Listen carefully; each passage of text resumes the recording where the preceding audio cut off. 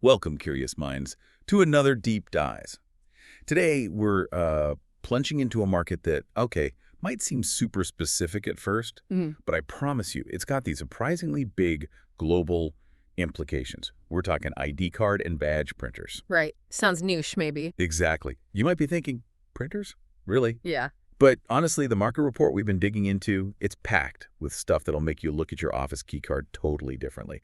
So our mission today is pretty straightforward. We want to unpack what's really driving the growth here, look beyond just the numbers themselves, Mm. and really explore what these trends tell us about identity, security, infrastructure, Mm. all that big stuff worldwide. Exactly. Because at its heart, what we're looking at is a whole system for creating secure, customized IDs. These aren't just plastic rectangles. They're fundamental tools for managing who gets in where across so many sectors: Yep. corporates, hospitals, governments, schools, you name it. It's basic infrastructure almost. It really is. It's how we verify who someone is and where they're allowed to be. Foundational stuff. Okay, so let's unpack that phrase then. ID card and badge printer market. Oh. What exactly does that cover? It's more than just the printer box, right? Oh, definitely. It's the hardware, yeah, the printers themselves. But it's also the specialized software needed to design and manage the cards and all the consumables. Like the blank cards, the ink ribbons. Exactly. No. The ribbons, the laminates for durability, all those bits and pieces that go into making that secure physical ID you carry around. Right. And what's driving the demand? You mentioned it's changing. Yeah, what's fascinating, and the report really highlights this, is how the drivers are evolving. I mean, yes, increased security needs, that's almost a given these days. Sure. But what's maybe more surprising is this push towards digital ID integration. You'd think that means fewer physical cards, but often it doesn't, not completely. Huh. How so? Well, sometimes the physical card acts as the key to the digital identity or as a trusted backup.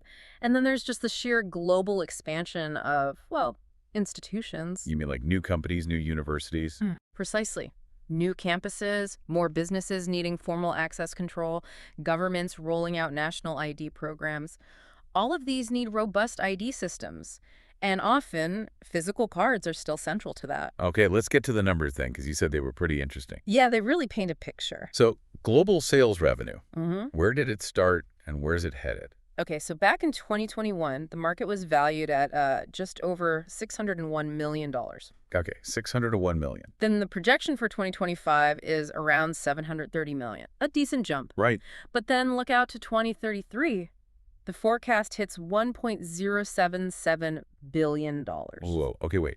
Over $1 billion? Yep. So it's nearly doubling in, what, 12 years, from 2021 to 2033? That's the projection. Pretty significant growth. So what does that tell us? Big picture. Yeah. That kind of growth rate. Well, if you connect it to broader trends, it's not just about printing more plastic. It really signals how vital secure identity and access control are becoming globally.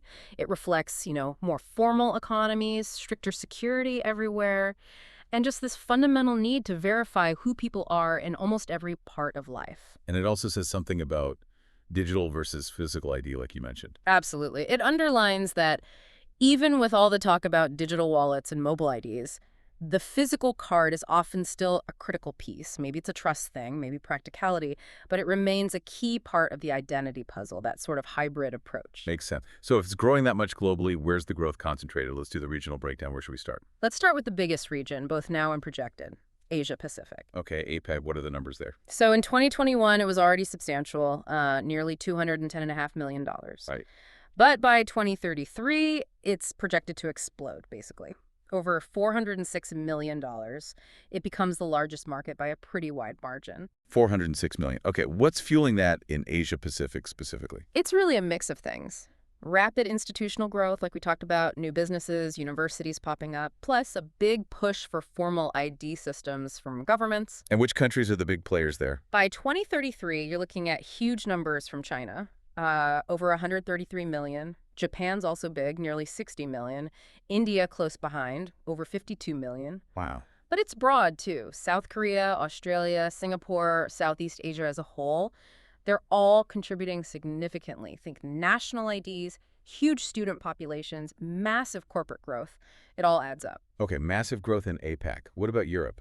Europe shows steady, consistent expansion. It was around 152 million back in 2021, Mm. and it's expected to grow to nearly 260 million by 2033. So good growth, just maybe not as explosive as APAC. And within Europe, is it concentrated or spread out? It's pretty widespread, actually. Germany leads the pack by 2033, projected at almost 55 million. The UK strong too, over 40 million.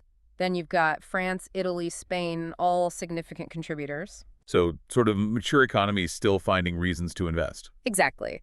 It's partly upgrades, partly new security standards, maybe the need for cards that work across borders more easily. Even with digital initiatives, that physical token often remains important. Switzerland, Sweden, Denmark, too. Even Luxembourg has a notable share. Okay, let's cross the Atlantic. North America, you mentioned it's mature but still growing. That's right. Started at about 142.5 million in 2021. And the forecast. Reaches nearly 235 million by 2033. And I assume the U.S. is the main driver there. Oh, overwhelmingly. The U.S. is projected to hit over 191 million by itself. Okay. Canada and Mexico add solid contributions too, both over 20 million each. In North America, even with established systems, there's this constant cycle of needing to upgrade security features, integrate with new tech, replace older systems. So still very robust demand. Right. Makes sense. Okay, heading south then, South America. South America shows what you might call emerging potential. It was nearly 38 million in 2021. And expected to reach. Over 70 million by 2033, so almost doubling, like the global average. Who leads there? Brazil. Brazil's the largest, yeah, projected near 28 million, but Argentina is also significant, almost 12.5 million, and Colombia over 10 million. And the driver there is more about development. Very much so. Regional development, economies becoming more formalized, needing better ways to issue IDs for citizens, employees, students, as things get more structured. Chile and Peru also contributing. Okay. 2 regions left. Middle East. Middle East growth is also tied strongly to development.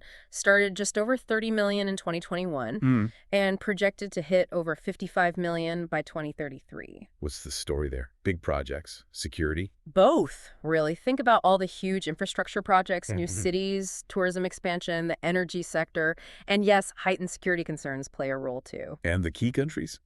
Saudi Arabia is projected largest, over 14.5 million. Turkey and the UAE are quite close, both around 9.6 to 9.7 million.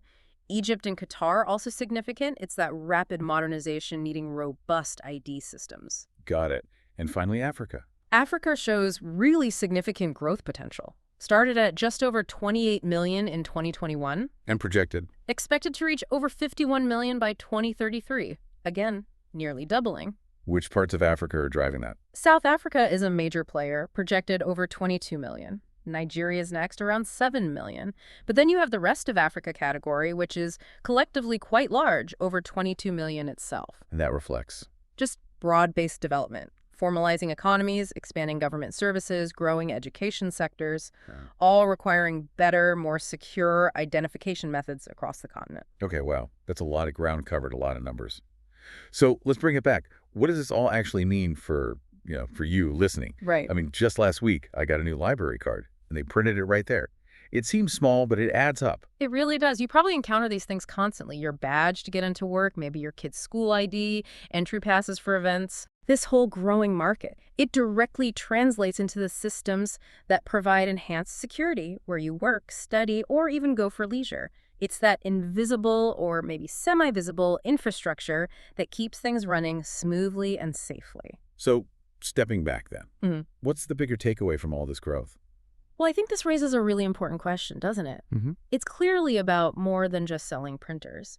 It points to this increasing global need for reliable, verifiable identity in a world that's getting more connected, more complex, and definitely more security focused. And that connection to digital ID is key. I think so.